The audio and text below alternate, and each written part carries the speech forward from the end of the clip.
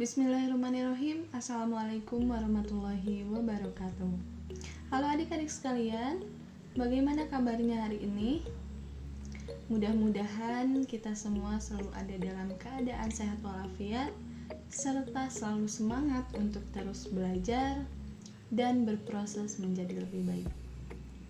Alhamdulillah, hari ini kita berjumpa lagi dalam pembelajaran sejarah untuk adik-adikku kelas 10 IPA 7, 8, kemudian 10 IPS 1, 10 IPS 2, 10 IPS 3. Marilah kita berdoa terlebih dahulu sebelum pembelajaran dimulai. Kita fokuskan, niatkan hati dan pikiran kita untuk menerima pembelajaran ini sebagai amal ibadah. Mudah-mudahan kegiatan kita hari ini menjadi salah satu bukti taat kita terhadap apa yang Allah perintahkan sesuai dengan Al-Quran dan As-Sunnah. Baik, sebelum kita berlanjut pada inti pembelajaran, kita simak terlebih dahulu pesan-pesan berikut ini.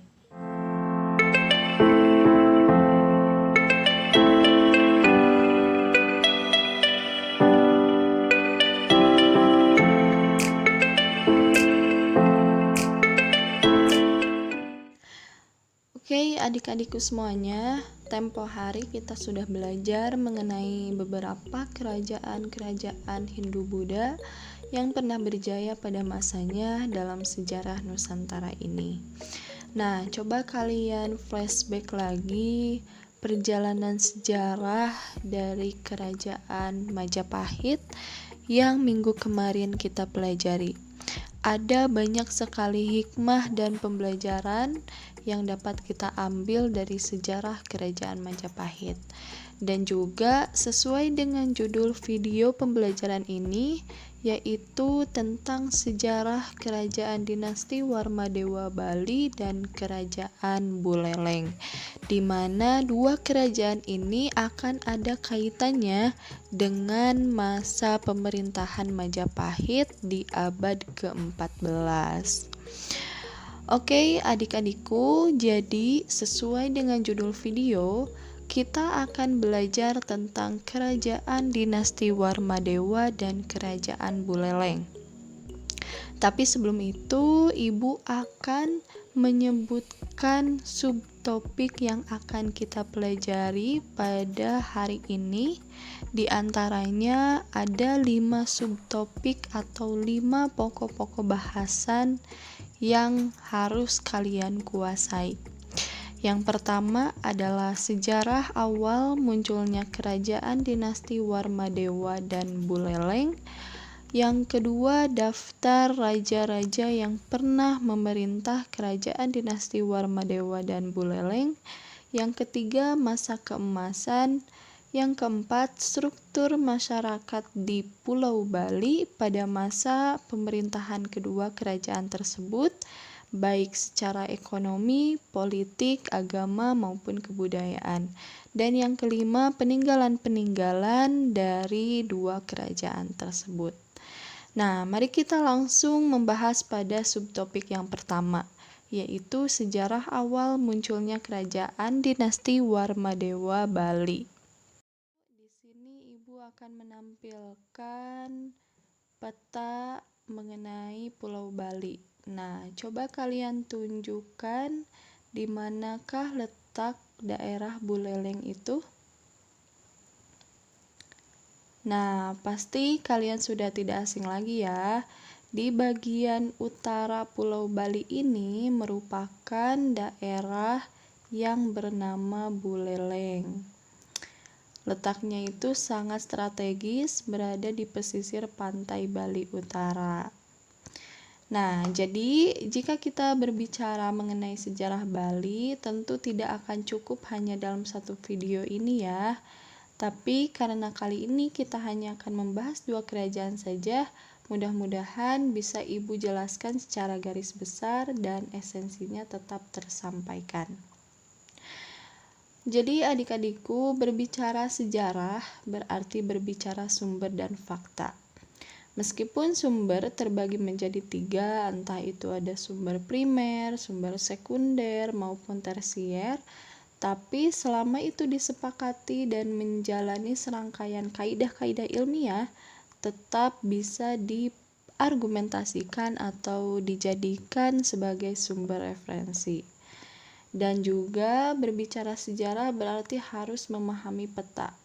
Jadi pastikan kalian sudah terbayang bagaimana letak daerah-daerah di Pulau Bali ini, khususnya daerah Buleleng. Nah, bisa kalian analisis peta dari Pulau Bali ini ya. Nah, sebenarnya sejarah kerajaan di Pulau Bali ini setidaknya mengalami beberapa periode. Sederhananya, mari kita bagi menjadi 4 bagian dulu. Yang pertama yaitu saat Bali kuno, yang kedua ketika penaklukan oleh Majapahit, ketiga setelah runtuhnya Majapahit, dan yang keempat ketika datang pengaruh Belanda.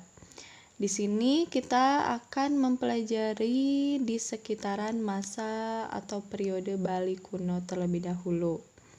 Nah, khususnya pada masa pemerintahan dinasti Warmadewa. Jadi adik-adikku sekalian, pada abad ke-9 Masehi, menurut catatan Cina, terdapat sebuah kerajaan yang bernama Poli, dan disepakati bahwa nama tersebut adalah nama yang ditujukan pada Pulau Bali.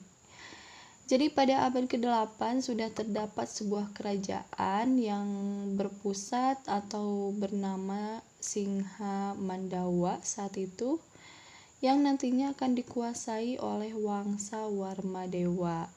Dengan raja pertama dari wangsa ini adalah Kesari Warmadewa.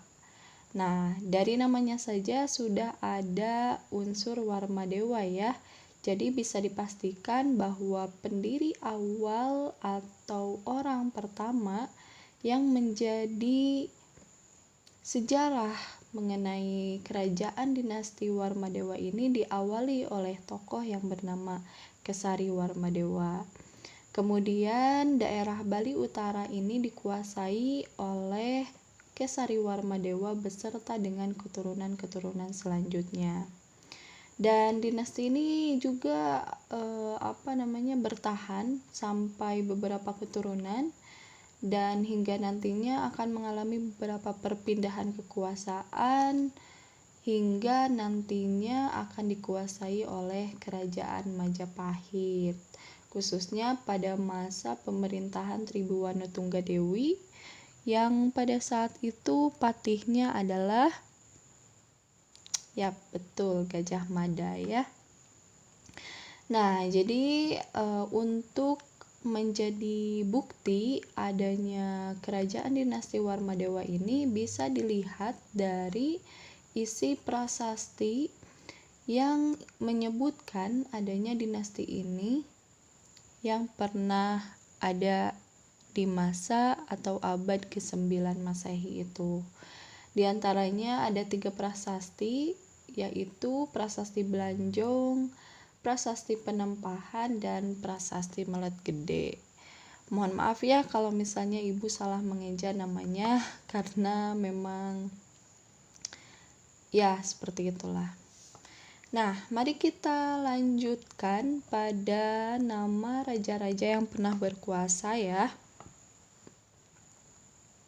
Nah, untuk raja-raja yang pernah berkuasa di masa kerajaan dinasti Warmadewa ini, di antaranya yang pertama, nah di sini ibu tampilkan daftarnya ya, bisa kalian baca juga. Yang pertama yaitu Kesari Warmadewa, kemudian ada Sri Ugrasena yang berkuasa pada 837 Saka sampai 864 Saka atau 915 sampai 942 Masehi. Nah, kalian pasti sudah tahu ya kalau misalnya untuk tahun Masehi itu ditambah 78 tahun dari tahun Saka. Oke. Nah, kemudian yang ketiga ada raja yang bernama Sri Aji Tabenendra. Kemudian di pertengahan masa pemerintahan Tabenendra ini ternyata pernah dikisahkan atau pernah diceritakan diselingi oleh salah satu tokoh bernama Indra Jayasinghe pada tahun 882 Saka. Jadi pada masa pemerintahan Sri Aji Tabenendra ini, di pertengahan masa pemerintahannya pernah dikuasai oleh Indra Jayasinghe. Tidak jelas apa motifnya atau bagaimana caranya Indra Jayasinghe ini menguasai, entah terjadi kudeta atau bagaimana, namun yang jelas bahwa pada masa Sri Aji Tabenendra ini ada tokoh yang juga pernah menguasai atau memimpin kerajaan dinasti Warmadewa ini pada tahun 882 Saka. Nah, kemudian selanjutnya ada raja yang bernama Janasadu Warmadewa, kemudian digantikan oleh keturunannya bernama Sri Wijaya Mahadewi. Ada juga selanjutnya Dharma Udayana, kemudian ada Marakata Pangkaja, sampai dengan anak bungsu. Kemudian ada Sri Walaprabu, dan seterusnya terdapat raja-raja lain yang bukan merupakan keturunan langsung dari Wangsa Warmadewa ini. Seperti yang bisa kalian lihat di sini ya. Nah, ada daftarnya. Silakan bisa kalian baca mulai dari Sakalendu Kirana, kemudian berikutnya sampai ke Batara Parameswara. Nah, sampai nantinya akan ada invasi dari kerajaan Majapahit yang pada saat itu terkenal ya dengan Sumpah Palapa Gajah Mada, yang akan menyatukan wilayah-wilayah di Nusantara ini. Nah, Pulau Bali kan letaknya yang dekat dengan Pulau Jawa bagian timur, tentu saja itu masuk pada daftar daerah yang ingin dikuasai oleh kerajaan Majapahit, begitu ya. Nah, kemudian juga waktu kerajaan Buleleng ini atau kerajaan dinasti Warmadewa ini berakhir karena dikuasai oleh Majapahit.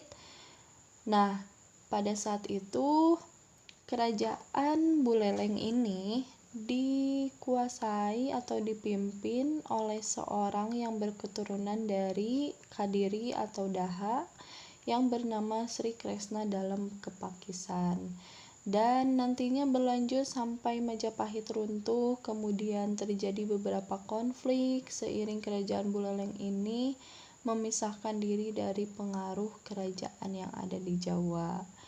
Dan nantinya juga setelah Majapahit sudah runtuh, kerajaan-kerajaan di Pulau Bali ini kan ada banyak ya kerajaan kecil. Nah, mereka ini kan memisahkan diri dari kerajaan Majapahit dan mereka menjadi bagian kecil dari kerajaan Hindu-Buddha yang masih bertahan di saat pada abad 15-16 itu kesultanan Islam semakin berkembang dan menguasai banyak wilayah di Indonesia saat itu. Jadi di Pulau Bali ini kan terbagi ya kerajaan-kerajaan kecil. Nah, mereka ini banyak terjadi konflik atau peperangan saudara gitu yang mengakibatkan akhirnya ya mereka ini mudah sekali dijadikan bahan atau dijadikan sebagai alat adu domba oleh pemerintahan Belanda pada abad ke-16, 17, 18 gitu. Jadi adik-adikku, untuk kerajaan Buleleng ini ya, jadi karena namanya ada di bagian atau daerah Bali Utara, di pesisir pantai Bali Utara, jadi entah itu menyebutkan kerajaan dinasti Warmadewa ataupun kerajaan Buleleng tetap sama saja. Maksudnya karena saat itu dinasti Warmadewa ini menguasai daerah Buleleng, jadi bisa dikatakan bahwa kerajaan dinasti Warmadewa ini adalah kerajaan Buleleng juga gitu. Dan sebenarnya nama Buleleng ini lebih terkenal pada masa kepemimpinan Panji Sakti pada abad ke-16-17 saat itu. Kemudian semakin terkenal nama kerajaan Buleleng ini seiring ditemukannya beragam atau berbagai prasasti. Kemudian juga yang terkenal adalah pada saat pemberontakan atau pada saat perlawanan rakyat Buleleng kepada pemerintahan Hindia Belanda pada abad ke-18-19 gitu. Nah, kalau misalnya membahas mengenai kerajaan maksudnya mengenai Buleleng pada masa Hindia Belanda itu akan lebih panjang lagi ya adik-adikku, nantinya akan berlanjut pada masa kolonialisme, sedangkan ini kan mengenai kerajaan Hindu-Buddha, jadi dicukupkan sekian saja ya. Nanti untuk sejarah kolonialisme mah ada bagiannya di mata pelajaran sejarah Indonesia nanti mungkin ya di kelas 11 atau kelas 12 nanti kalian akan belajar tentang itu. Nah, mari kita berlanjut pada pembahasan mengenai masa keemasan dari kerajaan dinasti Warmadewa ini. Jadi, pada saat daerah Buleleng berada dalam kekuasaan dinasti Warmadewa, kerajaan ini mencapai puncak kejayaannya pada masa kepemimpinan anak bungsu. Tadi kan disebutkan ya bahwa anak bungsu ini merupakan keturunan dari dinasti Warmadewa.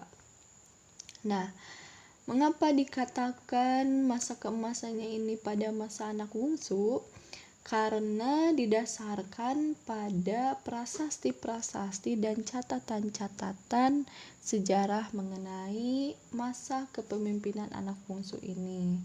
Bahkan setidaknya ada 28 prasasti peninggalan dari anak bungsu yang sudah ditemukan. Prasasti-prasasti tersebut dapat memberikan informasi mengenai keadaan pada masa pemerintahan anak bungsu ini tentu saja ya. Karena bukti yang paling otentik itu ya dari prasasti gitu kan.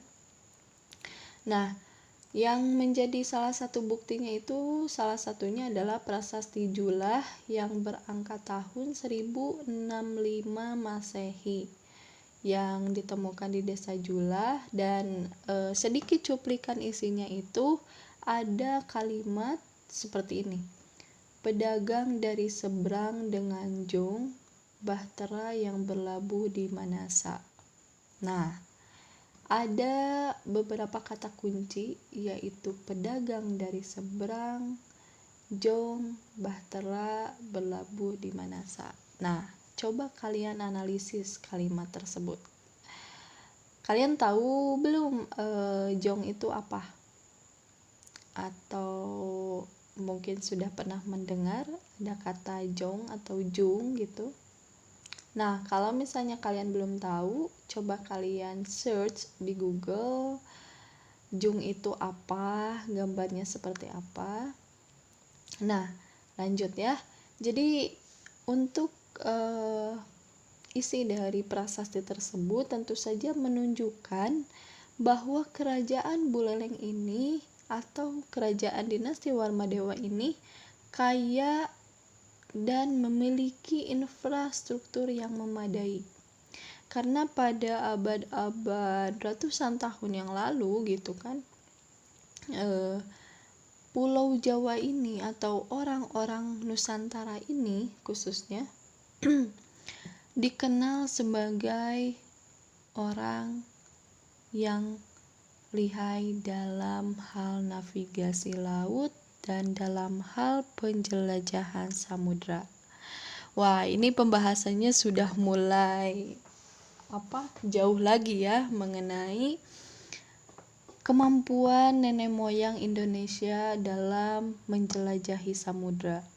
Nah, nanti untuk lebih jelasnya akan dibahas pada materi jaringan Nusantara melalui perdagangan, tapi bisa dilihat secara garis besar dulu ya. Jadi ya, seperti itulah bahwa kerajaan Buleleng ini digambarkan suasana di jalur perdagangan Bali Utara sangat ramai. Karena kita tahu ya, posisi Buleleng ini, Bali Utara ini, pantai Bali Utara ini posisinya sangat strategis.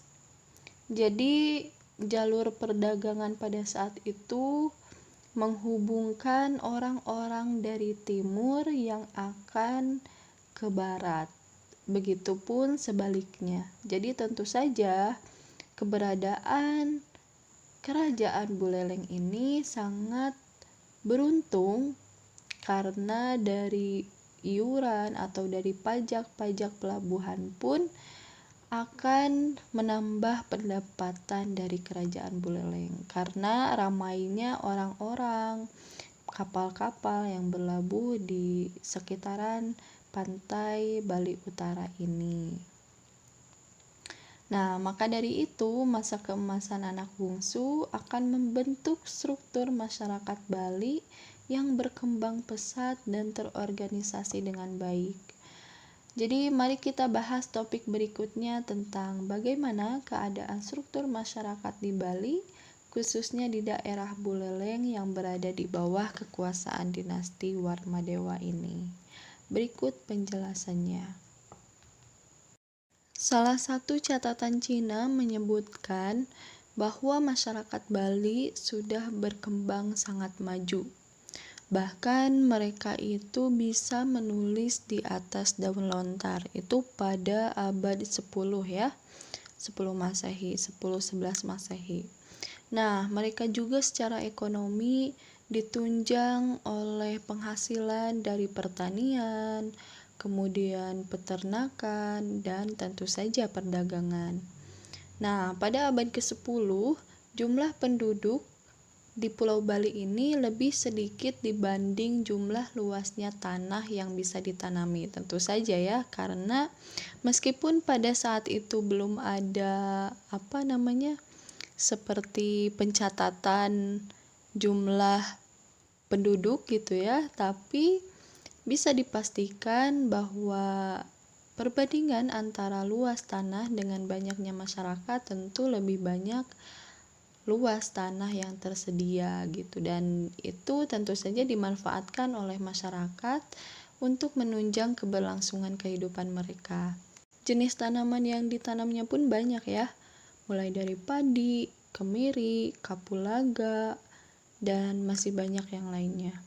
Kemudian mereka juga menanam beragam jenis kayu-kayuan yang nantinya bisa dimanfaatkan untuk beragam kegunaan, entah itu dijadikan kapal ataupun membuat rumah, dijual, dan lain sebagainya. Dan untuk binatang ternak, mereka ini berternak kambing, kerbau, ayam, burung, dan lain sebagainya. Dan ini ada ya dalam catatan prasasti, tidak berdasarkan hayalan atau gimana gitu. Memang ada buktinya gitu, menyebut nama-nama hewan-hewan yang diternakan. Bahkan pada saat itu ada pejabat yang bertugas mengawasi binatang-binatang ternak dan buruan. Nah, untuk bidang perdagangan tentu sudah maju karena seperti yang tadi Ibu bilang, letak pesisir Bali Utara ini menjadi jalur perdagangan laut yang menghubungkan orang-orang dari timur ke barat dan sebaliknya. Seperti misalnya orang-orang dari Lombok ya, dari Nusa Tenggara Barat juga singgahnya di pantai utara ini dulu sebelum langsung ke Pulau Jawa dan nantinya terus ke Banten, nantinya terus ke Lampung dan ke Selat Malaka gitu kan. Nah, kemudian juga dibuktikan dari salah satu prasasti peninggalan Jayapangus ada kata hakikat Wesya Janmu, hakikat Wesya Janmu, yang artinya banyak golongan waisya atau kasta pedagang. Di desa-desa gitu ya, terdapat golongan saudagar. Ini pun sudah menunjukkan bahwa di Pulau Bali ini banyak atau ya golongan pedagang ini jumlahnya cukup banyak gitu. Dan juga informasi lainnya, pada masa pemerintahan anak bungsu setidaknya terdapat 70 jenis pajak yang ditetapkan itu. Tapi rakyat juga tetap diberikan kebebasan untuk berbicara atau mengeluarkan pendapat mereka. Bahkan rakyat ini juga tetap boleh secara langsung menghadap kepada raja jika memang rakyat memiliki keluhan gitu. Nah, dalam bidang kesenian pun dibagi dua ya, ada seni keraton dan ada seni rakyat juga. Bahkan di dalam cabang seni ini banyak sekali hiburan, mulai dari pertunjukan musik, ada lakon, drama, kemudian lawak, dan lain sebagainya. Dan kalau misalnya pertunjukan semacam keliling desa gitu ya, para pemainnya ini harus membayar pajak dulu kepada pejabat pemerintahan yang ditugaskan untuk memungut pajak. Nah, mari kita beralih pada jabatan-jabatan dalam pemerintahan. Jadi pada masa Bali kuno ini, di kerajaan dinasti Warmadewa dan Buleleng ini dikenal sebutan Senapati, yaitu Badan Penasihat Pusat yang mereka ini ada di pusat kerajaan ya. Disebut juga sebagai Pakira-kiran Jero Makabehan. Kemudian ada juga yang menjabat menjadi pendeta Siwa dan Buddha. Untuk sebutannya itu, pendeta Siwa disebut Dang Acarya dan pendeta Buddha disebut Dang Upadhyaya. Dan diinformasikan juga bahwa jumlah pendeta Siwa lebih banyak dibanding pendeta Buddha gitu ya. Nah, selain itu ada juga yang namanya Wandami, yaitu sejenis juru bicara. Kemudian ada juga Samgat atau pejabat pemerintahan, mulai dari Samgat yang mengurusi warisan, mengurusi pajak, mengurusi kematian, dan segala aspek kehidupan dalam masyarakat. Pokoknya pada masa Bali kuno ini, meskipun pada abad 9-10 gitu ya, tapi sudah terorganisasi dengan baik gitu. Sangat tersistematis, terstruktur seperti itu. Nah, jadi adik-adikku, untuk peninggalan-peninggalan dari kerajaan Buleleng dan Warmadewa ini sangat banyak ya. Kita masih bisa menjumpainya saat ini di Pulau Bali. Nah, nanti kalau misalnya ada waktu, ada rezekinya, ya sempatkanlah untuk tadabur, untuk rihlah gitu ya ke Bali, melihat bagaimana kemegahan masa lalu pada masa kerajaan-kerajaan yang pernah ada di Pulau Bali gitu. Jadi itulah sejarah singkat mengenai kekuasaan Kerajaan Warmadewa di wilayah Buleleng Bali, sekaligus Kerajaan Buleleng yang Ibu jelaskan secara singkat saja ya. Nah, untuk kerajaan tersebut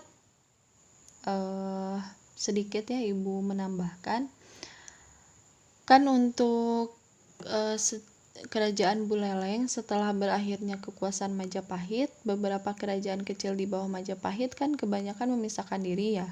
Kemudian Kesultanan Islam semakin berjaya pada saat itu.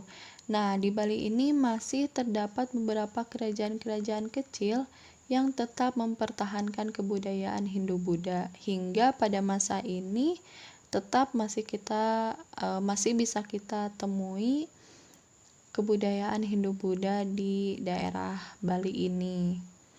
Dan pada abad ke-16, Kerajaan Buleleng ini merupakan salah satu kerajaan dari 9 kerajaan kecil yang ada di Pulau Bali ini. Nah, kerajaan-kerajaan kecil itu ada Buleleng tentu saja, kemudian Jembrana, Tambanan, Mengwi, Badung, Gianyar, Bangli, Klungkung, dan Karangasem. Dan nama-nama itu sampai sekarang masih ada kan ya? Bisa kalian juga lihat di peta Bali. Masih ada daerah Karangasem, Klungkung, Gianyar, Badung, dan lain sebagainya. Dan kerajaan-kerajaan kecil ini tidak bisa berdamai gitu. Kerap kali terjadi pertikaian, konflik, perang saudara, saling menguasai satu sama lain gitu. Bahkan konflik-konflik tersebut ini dijadikan sebagai kesempatan bagi Hindia Belanda, bagi pemerintah Belanda pada saat itu di abad ke-17 untuk mengadu domba kerajaan-kerajaan kecil ini, sehingga nantinya Hindia Belanda bisa menguasai wilayah Pulau Bali ini begitu. Nah, pokoknya kalau misalnya dijelaskan akan sangat panjang lebar ya, dan waktunya akan sangat panjang juga. Jadi ya, untuk peninggalan-peninggalan dari kerajaan Bali ini masih sangat banyak bisa kita temui hari ini. Bahkan kita tahu ya bahwa Bali disebut sebagai Pulau Seribu Pura. Nah, karena memang peninggalan-peninggalannya yang masih ada sampai sekarang, baik itu prasasti-prasastinya, pura-puranya, pura-pura, gapura-gapura, puri-puri gitu kan, tempat-tempat bekas persinggahan raja atau tempat-tempat peristirahatan raja. Bahkan masyarakat adatnya pun masih bisa kita jumpai sampai hari ini gitu. Dan jadi adik-adikku, silahkan kalian bisa cek di link kalian bisa cek di bagian deskripsi. Di sana Ibu sudah cantumkan berbagai link untuk menjadi salah satu bahan referensi lah buat kalian gitu ya. Bahwa masih ada salah satu desa adat yang masih hidup sampai sekarang gitu. Dan juga jangan lupa kalian cari berbagai referensi, baik itu dari buku, artikel jurnal, maupun sumber-sumber lainnya yang dapat menjadi dapat menjadi penambah wawasan kalian mengenai materi ini gitu. Karena tentu saja pembahasan dari Ibu hanya secara garis besar saja. Dan untuk lebih mendalami, silahkan mari kita tindak lanjuti pembelajaran ini dengan sesi diskusi dan tanya jawab di grup kelas kita seperti biasanya. Oke? Jadi sekian sejarah mengenai kerajaan dinasti Warmadewa Bali dan kerajaan Buleleng Bali ini. Kalian tentu harus menggali lebih dalam lagi ya, agar mendapatkan pemahaman yang lebih menyeluruh. Dan tentu saja kalau berbicara sejarah itu selalu berkaitan satu sama lainnya. Dan kita diharuskan memiliki kemampuan mind mapping yang baik, dan itu tentu harus dilatih. Dan sejatinya belajar sejarah berarti belajar proses kehidupan.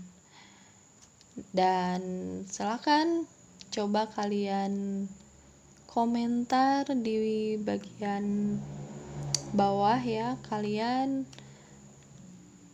sebutkan apa saja makna hikmah pembelajaran yang dapat kalian ambil, nilai-nilai yang dapat kalian ambil dengan mempelajari sejarah kerajaan dinasti Warmadewa dan Buleleng di Bali ini. Dan ya, sekian yang dapat Ibu sampaikan. Mohon maaf apabila terdapat kekeliruan dalam menyampaikan informasi, pendapat, kemudian pertanyaan dan saran yang membangun sangat Ibu harapkan. Silahkan kalian bisa sampaikan melalui kolom komentar maupun di grup nanti ketika diskusi ya. Sekian, wassalamualaikum warahmatullahi wabarakatuh.